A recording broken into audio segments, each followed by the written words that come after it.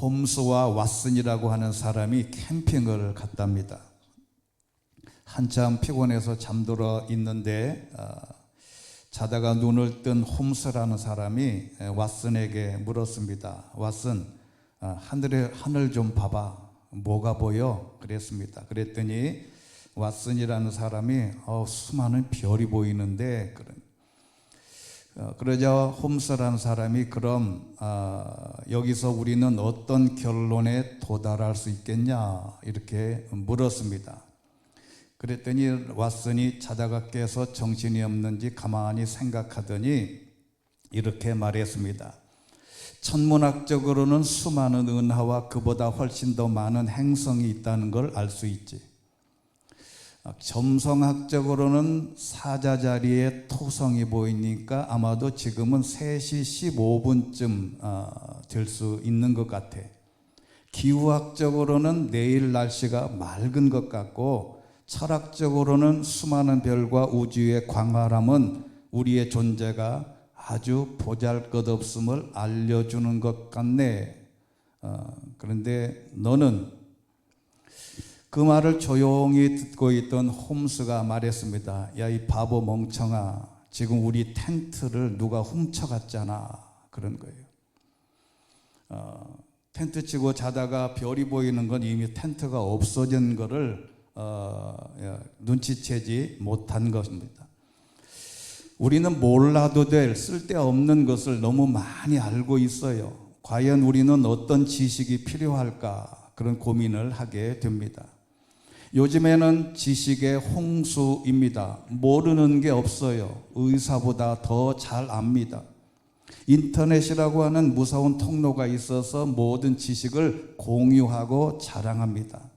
모든 사람이 유명한 셰프보다 더 많은 이 음식의 조리법을 알고 있어요.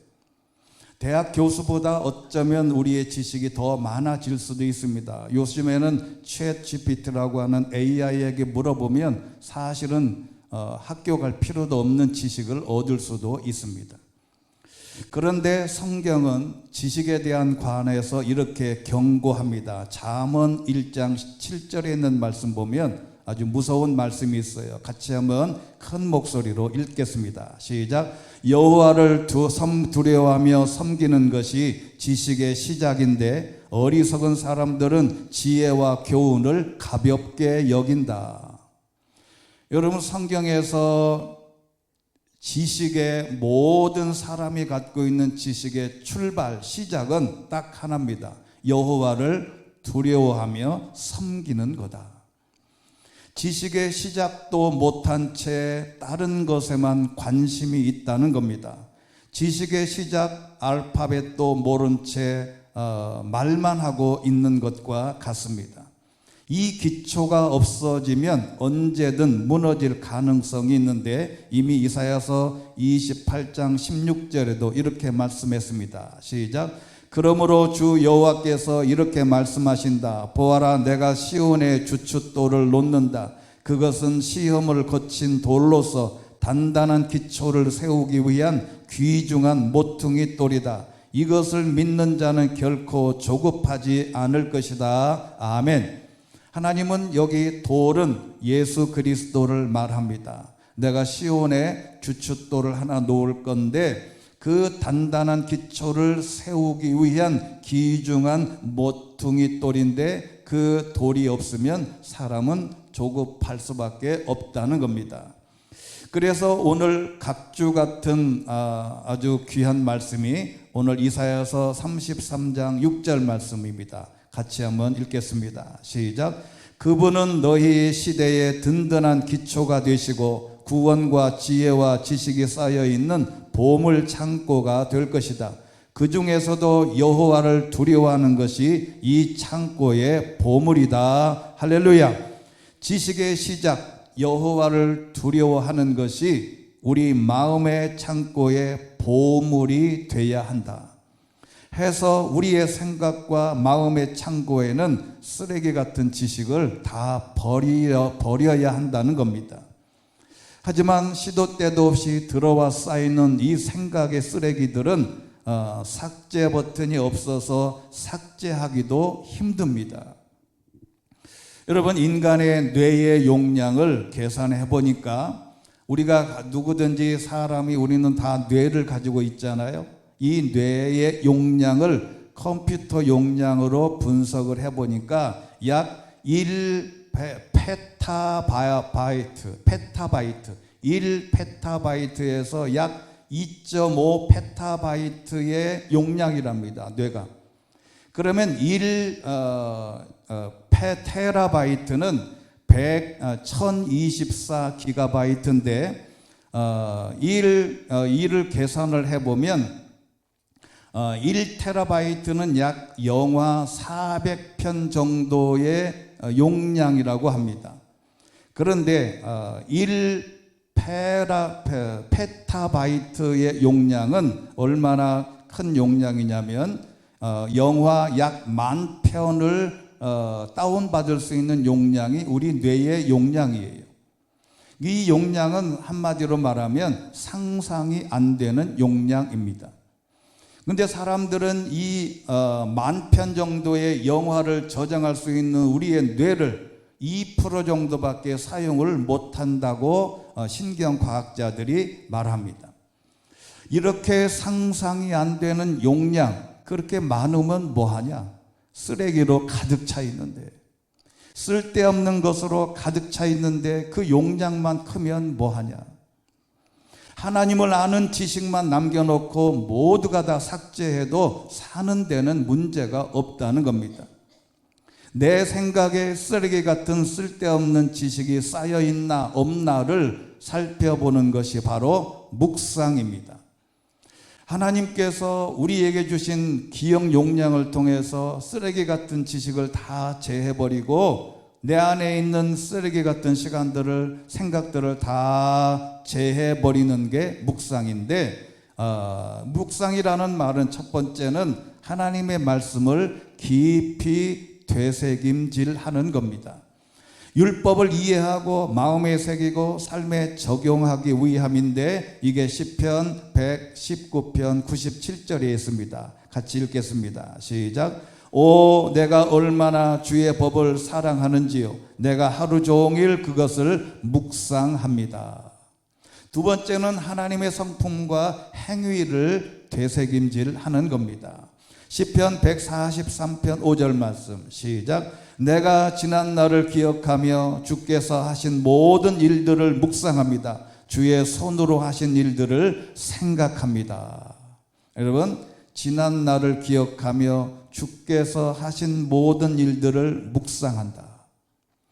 우리의 과거를 돌아보면 모든 게 다 하나님의 은혜요, 감사요, 축복이라는 것을 생각해 보라는 겁니다. 우리가 과거를 돌아보면 하나님께 원망스러운 일, 하나님이 나를 도와주시기는 한 건가? 하나님은 살아계시긴 한 건가? 내 삶이 왜 이렇게 깨진 그릇처럼 망가져 있나? 그렇게 생각할 게 아니라 하나님이 나를 기억해서 베풀어 주신 은혜를 깊이 생각해 보라는 겁니다. 이게 바로 묵상입니다. 세 번째는 삶의 방향성과 순종을 위한 내면적인 성찰이 묵상인데, 바로 여호수아 1장 8절에 있는 말씀에 있습니다. 같이 읽습니다. 시작.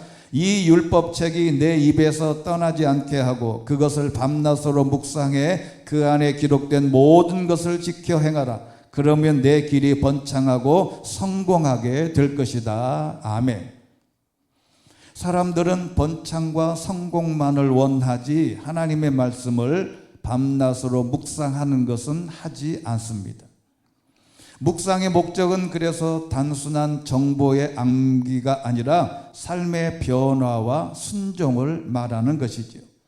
성경에서 말하는 묵상이란 단순한 명상이 아닙니다. 기독교 용어로 사람들은 명상이라는 말을 쓰는데, 이것은 요가에서 쓰는 말이 명상입니다. 기독교 용어로는 묵상입니다. 이 메디테이션은 말씀과 함께 거주하는 것이고 하나님의 진리를 삶의 뿌리로 삼는 실천의 하나의 모습입니다. 우리 예수님도 자주 홀로 기도하시고 하나님의 뜻을 깊이 사색하셨고 바울도 항상 복음의 진리를 묵상하며 고난 중에도 흔들리지 않았습니다. 그래서 시편 119편 55절에 이렇게 기억합니다. 시작. 오 여호와여, 밤에 내가 주의 이름을 기억하고 주의 법을 지켰습니다. 묵상은 하나님을 두려워하며 섬기는 것이 무엇일까? 도대체 내 머릿속에 뭐가 들어있을까? 우리 한번 죄송하지만 따라해 보겠습니다. 도대체 내 머릿속에 뭐가 들어있을까? 여러분 고민해 보셨나요? 도대체 내 머릿속에 뭐가 들었나? 가끔 삭제 버튼을 눌러서 확 제해버리고 싶은데 그것도 불가능합니다.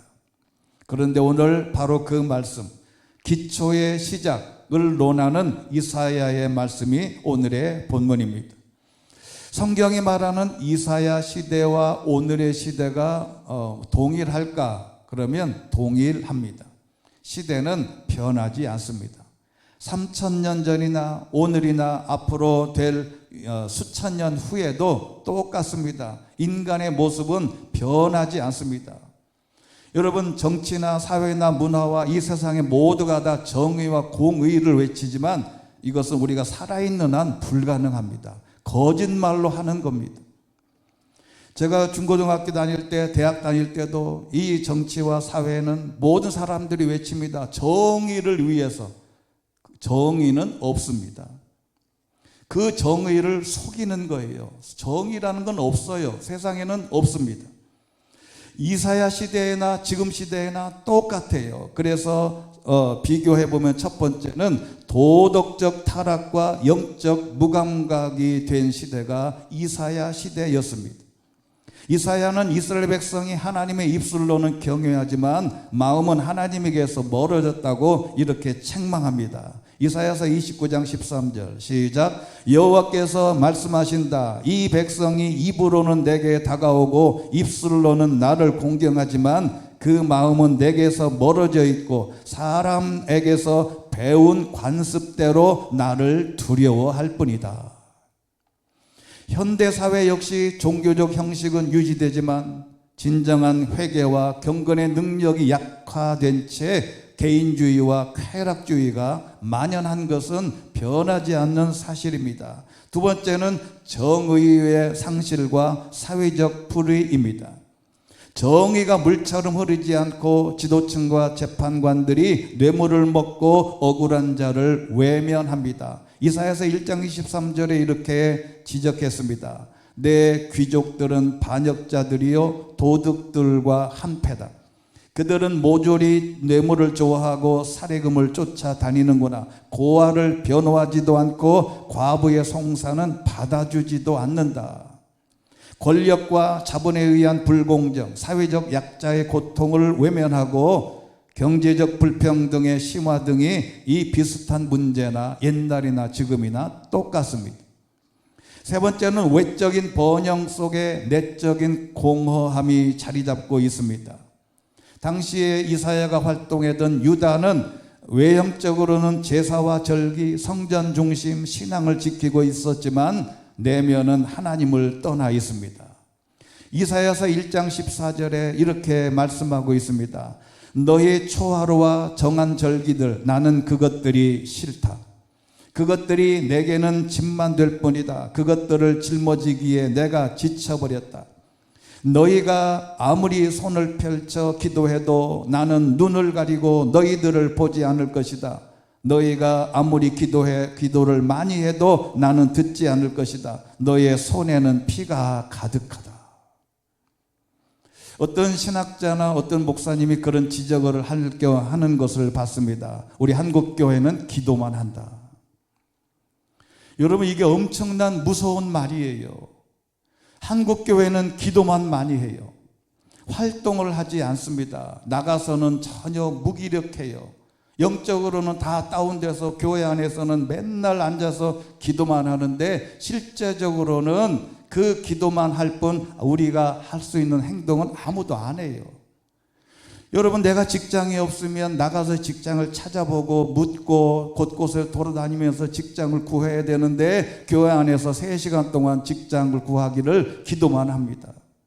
예를 들어서 학생, 고3 학생이 대학을 들어가야 되는데 교회 안에 와서 밤새서 성적을 올려달라고 기도만 하면 성적이 올라갑니까? 안 올라가요.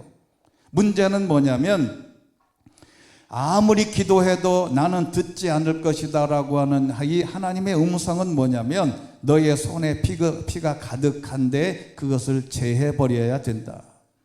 첨단 기술과 풍요 속에서도 내면의 공허, 정신적인 불안, 자살률 증가, 우울증의 만연 등으로 영적 해가를 필요로 합니다.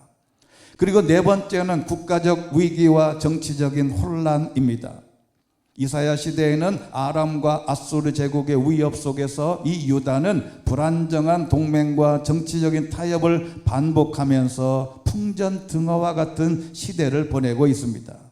이걸 이사야서 8장 7절에 이렇게 경고합니다. 그러므로 봐라, 나 주가 거세게 몰아치는 강물 곧 아시리아 왕과 그의 모든 위력을 그들 위로 넘쳐 흐르게 할 것이다.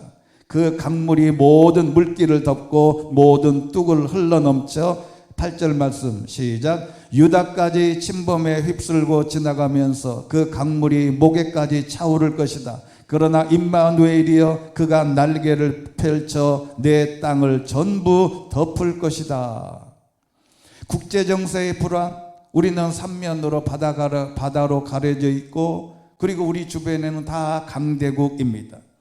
정치적인 양극화, 사회가 흔들리고 있고 제가 어릴 때부터 지금까지 우리나라는 정치적으로 안정될 때가 한 번도 없었습니다. 여러분, 이것은 우리가 영원히 안 될 이유를 너무 고민하지 말라는 뜻이기도 합니다. 그래서 이사야가 회복과 소망의 메시지를 전하게 되는 것입니다.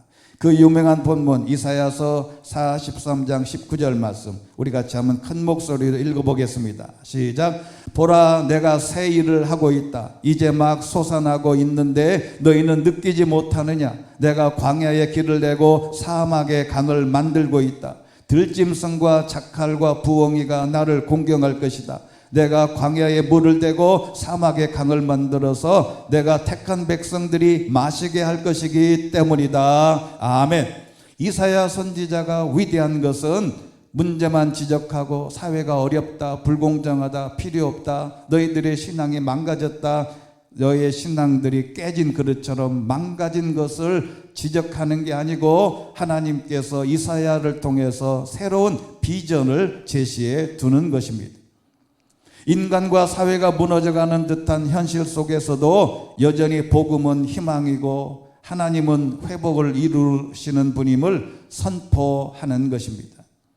자, 그렇게 되려면 어떻게 해야 될까? 오늘 말씀이 핵심입니다. 이스라엘이 외세의 위협과 내적인 타락으로 흔들릴 때 하나님께서는 너의 시대에 확고한 기반이 되고 기초가 되고 보물 창고처럼 구원과 지혜와 지식을 열어주시는 하나님의 능력을 회복하라고 권고하는 것입니다. 그래서 첫 번째 터입니다. 하나님이 예비하시는 구원이라고 하는 보물이 있습니다. 이것을 우리 마음에 고백해야 되는데 구원이라고 하는 말은 히브리어로 예슈아입니다. 여러분, 이게 우리 어디서 많이 들었죠? 이 구원은 히브리어로 예슈아인데 우리말로 익히 아는 말은 예수님입니다. 예수예요. 예수를 본래 발음이 예슈아인데 우리나라 번역할 때 예수로 번역한 것입니다.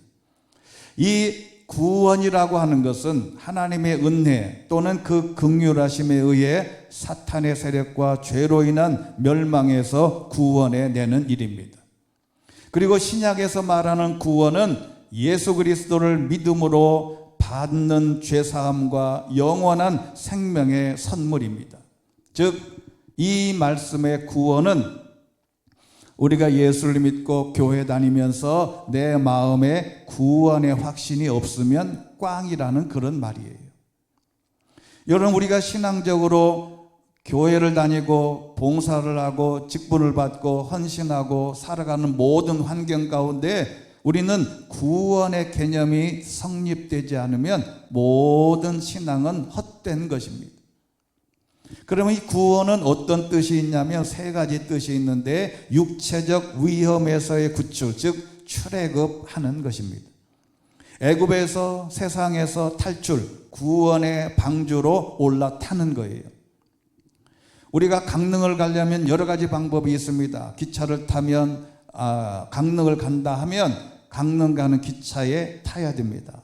부산을 가려면 부산 가는 KTX를 타야 돼요. 그런 것처럼 우리는 구원의 방주로 우리의 몸이 올라타야 됩니다. 그리고 두 번째는 예수 그리스도를 믿고 죄에서 해방과 새 언약의 말씀으로 받아들여야 된다는 겁니다. 그리고 세 번째는 현재의 삶 속에서 하나님의 임재의 경험을 하는 것이다. 즉 오늘이 문제라는 거예요. 신앙은 과거의 것도 아니고 미래의 것도 아닙니다. 신앙은 오로지 현재의 것입니다. 신앙의 과거가 없어요. 여러분, 우리가 보통 사람들하고 대화해 보면, 옛날에 내가 기도원에 가서 살았어, 내가 옛날에 봉사는 이렇게 했어, 내가 교회 생활할 때는 이렇게 했어, 이렇게 했어, 이렇게 했어 라고 하는 것은 자랑하고 추억할 일이지만 그것이 신앙이 아니에요. 오로지 신앙은 오늘의 문제인데, 그래서 시편 18편 2절에 있는 말씀 우리 같이 큰 목소리로 읽어보겠습니다. 시작. 여호와는 내 바위시요 내 산성이시요 나를 건져내는 분이시며 내 힘이신 내 하나님은 내가 피할 바위이십니다. 내 방패, 내 구원의 뿔, 내 산성이십니다. 할렐루야.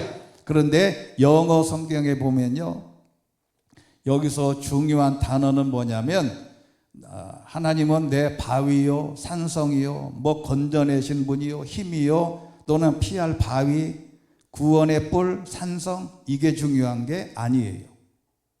뭐가 중요하냐면 나라고 하는 단어가 제일 중요한 겁니다. 여기 성경에 보면 my rock, my fortress, my deliverer, my God, my rock, my shield, my salvation, my stronghold, 즉 내가 고백한 하나님이 중요하다는 거죠. 여러분, 아주 중요한 것은 내가 고백한 하나님이 없으면 다 꽝이에요. 아버지가 아무리 교황이어도 아무리 목사님이어도 자녀가 내 하나님의 고백이 없으면 다 꽝이에요. 아무리 아버지가 장로님이어도 아들이 내가 내 하나님을 고백하거나 간증하지 않으면 다 꽝이에요. 이것은 내가 고백한 하나님을 말하는 것입니다. 구원은 내가 고백하는 것이지 아버지가 고백하거나 주변에 있는 장로님이 고백하는 하나님이 아니라는 겁니다. 두 번째는 지혜라고 하는 보물입니다. 이 지혜는 영어로 히브리어로 호크마인데 이것은 관찰과 경험, 반성에 의해 얻어지는 적절한 생활에 대한 지식과 감정을 말하는데, 성경적인 지식은 하나님을 경외함으로부터 시작되어 바른 삶을 이끄는 진리의 분별력입니다. 그러면 성경이 말하는 지식은 뭐냐면, 첫 번째는 삶의 방향을 가리키는 능력입니다. 가장 좋은 지혜는 뭐냐면 분별력인데, 어느 길로 가야 될지 하나님이 주시는 은혜로 결정하는 게 지혜입니다. 세상에는 많은 길이 있는데 삶의 방향, 올바른 방향, 하나님이 원하시는 방향 선정하는 게 중요하다. 그리고 두 번째의 지혜는 하나님과의 바른 관계입니다. 근데 이 바른 관계라고 하는 것은 제가 늘 말씀드리지만 한국 교회는 하나님과의 바른 관계에는 너무 많은 신경을 썼어요. 그래서 오로지 예수 믿는다, 교회 다닌다 그러면 하나님에게만 잘 보이려는 의도가 거의 99%입니다. 근데 이제는 세 번째, 경건한 결단과 성숙한 삶이라고 하는 것은 내가 있는 장소에 가서 하나님의 말씀을 같이 공유하는 게 중요합니다. 여러분, 엊그제 어떤 그 기독교 신문에 보니까 서울에 있는 큰 교회 8교회가 그 교회 시설을 이제 사회에 개방하겠다, 무슨 결연식을 하더라고요. 벌써 늦은 겁니다. 여러분, 이제서 교회 건물을 오픈한다는 것은 그 전까지는 교회의 큰 시설들을 다 교회당 문을 닫았다는 거예요. 여러분, 이게 무슨 얘기냐면, 지혜라고 하는 것은 하나님과의 관계를 바르게 하기도 하고 사람들과의 관계를 바르게 하기도 해야 된다는 건데, 이미 잠언 2장 6절의 말씀 이렇게 말씀했습니다. 시작. 여호와께서 지혜를 주시며 여호와 입에서 지식과 깨달음이 나오기 때문이다. 모든 지혜는 세상이 주는 게 아니고 하나님으로부터 오더라. 잠언 3장 13절 말씀. 지혜를 찾고 깨달음을 얻는 사람이 행복하다. 그것은 은이나 금보다 더 가치 있고 유익하기 때문이다. 지혜는 보석보다 더 귀하니 내가 갖고 싶어하는 그 어떤 것과도 비교할 수 없다. 16절 같이 한번 읽겠습니다. 시작. 지혜의 오른손에는 장수가 있고 그 왼손에는 부귀와 영화가 있으니 그 길은 즐거운 길이고 그 모든 길에는 평화가 있다. 하나님이 주신 지혜, 그리고 이 하나님의 주신 지혜는 어디서부터 오냐가 중요한데, 야고보서 3장 17절 말씀입니다. 하늘에서 오는 지혜. 여러분, 지혜로운 사람을 만나면 지혜를 배울 수 있습니다. 그런데 한계가 있어요. 하나님의 지혜는 하늘에서부터 온다는 겁니다. 제가 늘 말씀드립니다. 에디슨이 99%의 노력과 1%의 영감, 이 말을 이야기했을 때 제가 어릴 때만 해도 모든 선생님들이 그렇게 이야기를 했어요. 너희들은 99%의 노력이 있어야 되지 않냐. 그러니까 노력해라. 열심히 노력해라. 근데 이 말은 에디슨이 그 말을 말하려고 하는 게 아니에요. 에디슨이 말하고 싶은 것은 너희들이 99% 노력을 해봐라. 너희들이 뼈 빠지게 아침에 새벽별 보고 나와서 밤늦게까지 뼈 빠지게 골다공증 걸릴 만큼 열심히 해봐라. 99% 백날 노력해봐라. 1%가 안 되면 안 된다. 이 말을 하는 겁니다. 그러면 99% 노력도 하지 않고 1%만 기다리면 되냐? 그게 아니라는 거죠. 여러분, 99%를 노력하면 1%의 영감이 떠오른다는 겁니다. 내가 기도하고 99%를 옮겨 다니다 보면 1% 하나님이 영감을 줄 때 거기에 활용 점정하는 것처럼 마침표를 확 찍어줄 때가 있다는 거죠. 바로 이것을 우리가 깊이 묵상하고, 하나님의 지혜는 위로부터 온다. 세 번째 터는 지식의 보물입니다. 이 지식은 히브리어로 다트, 그 다음에 헬라어로는 그노시스라고 하는 말인데, 이것은 일반적인 의미로서 지식은 사물에 대한 확실한 인식과 만물의 진가를 아는 일인데, 성경에서 말하는 지식은 모든 지혜를 종합하는 것을 말합니다. 여러분, 우리가 보통 요즘에는 지식과 지혜, 사람의 외모 이런 게 관심이 많아서 거의 남자든 여자든 50이 되면 평준화가 온답니다. 즉 외모의 평준화예요. 그 옛날 젊을 때 그렇게 예쁘고 그렇게 외모가 자신 있던 사람도 이제 50이 넘어가면 거기가 거기예요. 여러분, 이게 얼마나 한편으로는 슬픈 일인지 한편으로는 행복한 일인지 모르겠어요. 외모가 좋은 사람들은 시간이 가면 갈수록 기분이 나쁠 거고, 외모가 그런대로 좀 못난 사람들은 시간이 가면 갈수록 더 기분이 좋아질지도 모르겠어요. 그 두 번째는 뭐냐면 지식의 평준화예요. 옛날에 그렇게 명석하고 뭘 많이 알고 있던 사람들이 시간이 가면 갈수록 말하자면 지식이 없어져요. 그런데 문제는 뭐냐면 잠언 15장 14절 말씀 보면 지각 있는 마음은 지식을 구하지만 어리석은 사람의 입은 어리석음을 즐긴다. 지식은 단순한 정보의 문제가 아닙니다. 하나님과의 관계에서 얻는 지식을 말하는데 세 가지를 말합니다. 첫 번째는 하나님을 직접 체험하고 아는 것, 이게 간증입니다. 여러분, 사실은 신앙생활을 오래 해도 간증거리가 없으면 사실은 신앙생활 했다고 할 수가 없어요. 누구든지 만나서 내가 간증할 수 있는 게 진짜 지식입니다. 그 다음에 말씀과 계시를 통한 인격적인 인식인데, 즉 하나님의 말씀을 늘 가까이 읽고 쓰기도 하고 가까이 하는 것. 세 번째는 신앙적인 통찰력과 인생의 방향성을 말하는 게 지식의 종합입니다. 자, 그런데 호세아서 6장 6절에 있는 말씀 보면 같이 읽겠습니다. 시작. 내가 바라는 것은 인애이지 제사가 아니며 하나님을 아는 것이지 번제가 아니다. 여러분, 이런 말씀 들으면 참 무섭지 않습니까?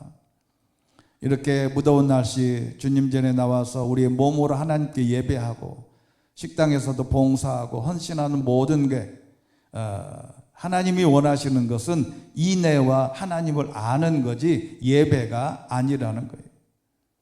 여러분, 호세아가 말하는 것은 그 당시에 일반 이스라엘 백성들이 맨날 제사만 하고 맨날 번제만 하고 맨날 가서 하나님 앞에 번제만 드렸지 하나님을 아는 지식에는 관심이 없었다는 거죠.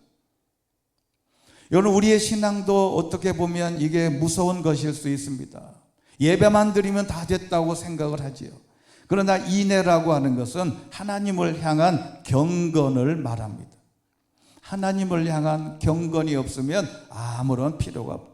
하나님을 아는 지식 하나님을 향한 경건이 없으면 아무런 의미가 없다. 예배도. 문제는 골로새서 1장 9절에 있는 말씀 보면 이렇게 사도 바울이 골로새 교회에게 이 부분을 이렇게 말합니다.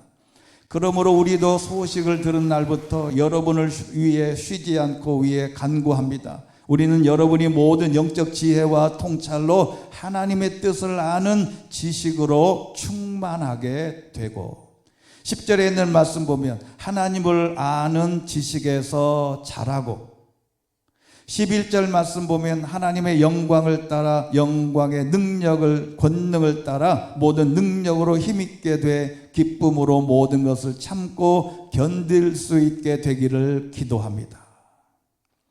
그래서 마지막 네 번째 터는 바로 여호와를 경외하는 겁니다. 자, 여러분, 이게 오늘 본문 말씀 같이 한번 더 읽겠습니다. 시작.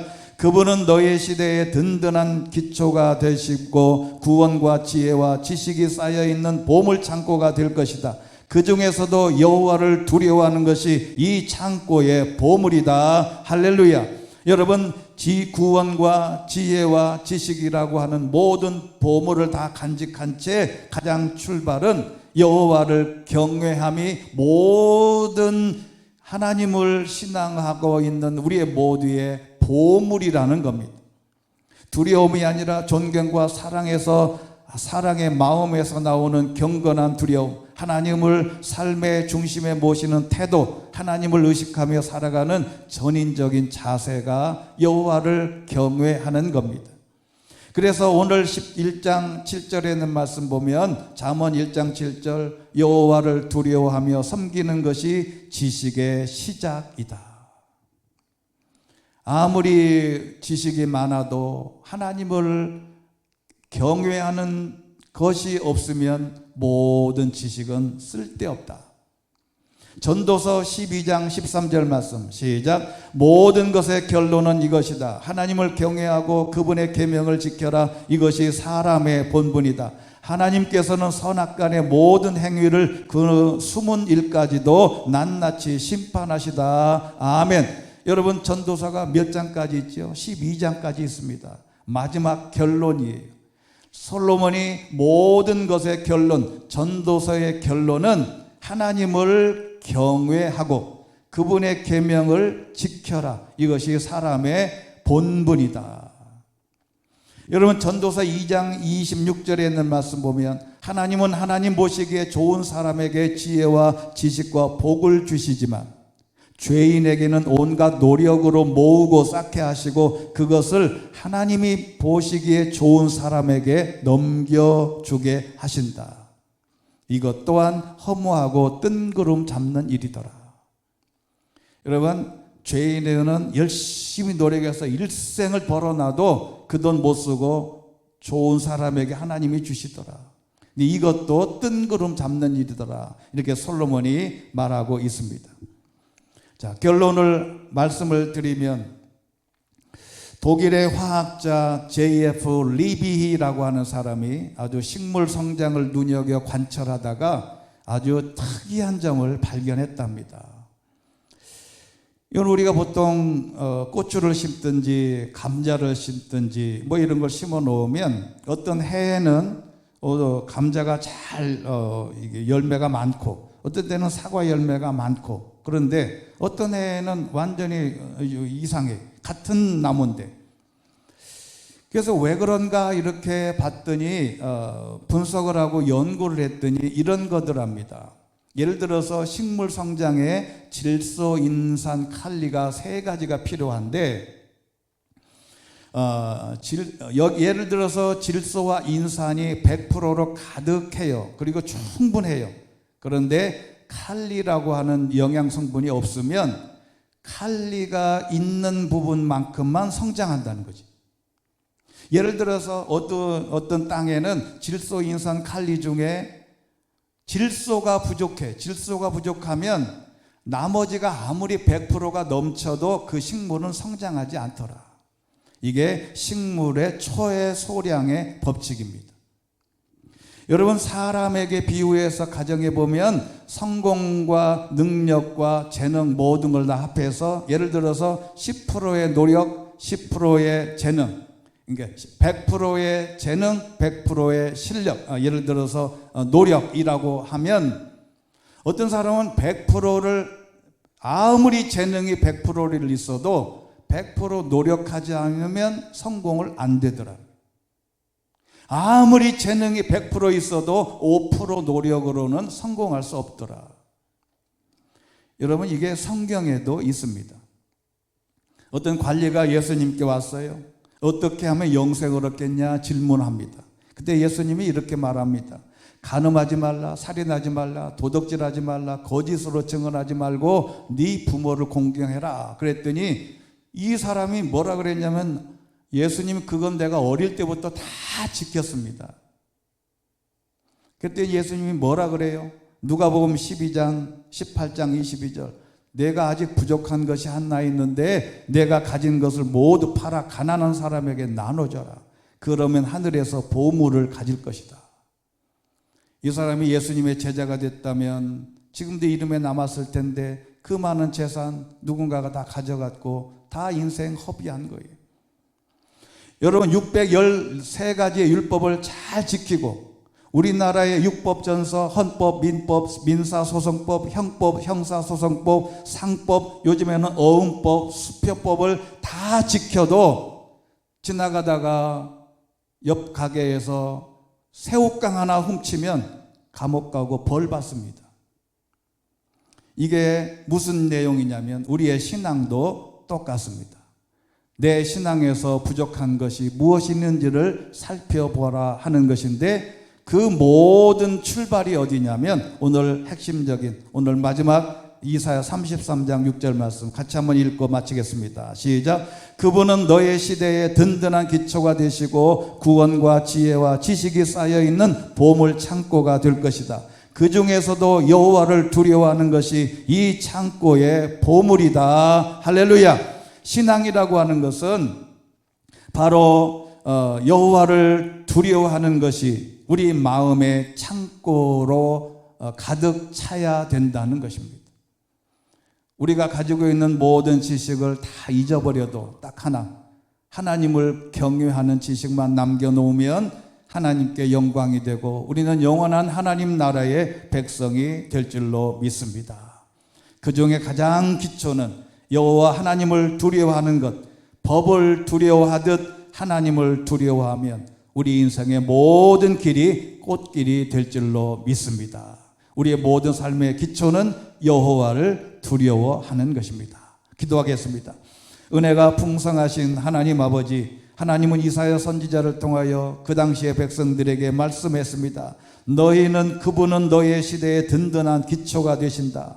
구원과 지혜와 지식이 쌓여있는 보물 창고가 될 것인데 그 중에서도 여호와를 두려워하는 것이 이 창고의 보물이 되라고 말씀하신 것처럼 우리 마음에 쓰레기 같은 모든 지식은 다 제해버리고 하나님을 사랑하고 여호와를 두려워하는 이 보물 같은 신앙과 믿음을 내 마음에 간직할 수 있도록 축복하여 주시옵소서. 예수 그리스도의 이름으로 기도드리옵나이다. 아멘.